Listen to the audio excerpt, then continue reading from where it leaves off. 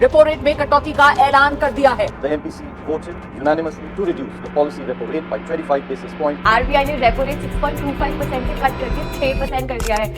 But ये repo rate होता क्या है? सिंपल भाषा में बोले तो रिजर्व बैंक ऑफ इंडिया जिस रेट में कमर्शियल बैंक्स को शॉर्ट टर्म लोन्स देती है उसे हम रीपर्चेज रेट या रेपो रेट कहते हैं। 10 अप्रैल को आरबीआई ने रेपो रेट 6.25% से 6% कर दिया। तो इसका मतलब ये है कि जो कमर्शियल बैंक्स है जैसे कि HDFC bank, axis bank etcetera, उनका जो खर्चा है वो थोड़ा कम हो गया। और लोग बोलते हैं कि इस वजह से जो लोन रेट है जैसे कि car loans, home loans etcetera for the consumers, वो भी कम हो जाएगा। लेकिन थोड़ा सा चलो इकोनॉमिक्स समझते हैं। There is a concept called MCLR and EBLR। Marginal cost of lending rate का मतलब हुआ कि मिनिमम इतने रेट के नीचे तो वो लोन्स देंगे नहीं। तो अगर बैंक्स का MCLR कम नहीं होता है तो शायद आपके लोन रेट्स भी कम नहीं होंगे।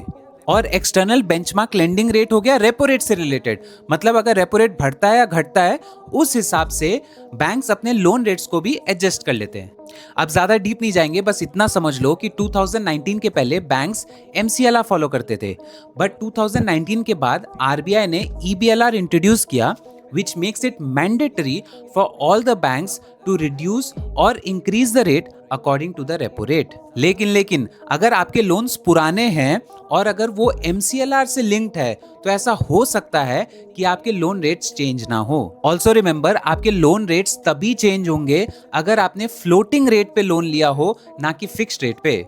Some banks like Bank of Maharashtra, State Bank, etc. have already cut their lending rates by 25 basis point, which is a good news for the consumers। पर क्या आपको पता है, यहाँ आपके लोन रेट्स कम हो रहे हैं, लेकिन उधर आपके FD रेट्स और जो सेविंग्स अकाउंट इंटरेस्ट रेट है वो भी कम होना स्टार्ट हो गए। बैंक्स को भी अपना मार्जिन प्रोटेक्ट करना होता है ना, समझे? Let me know if you have any doubts and share with someone.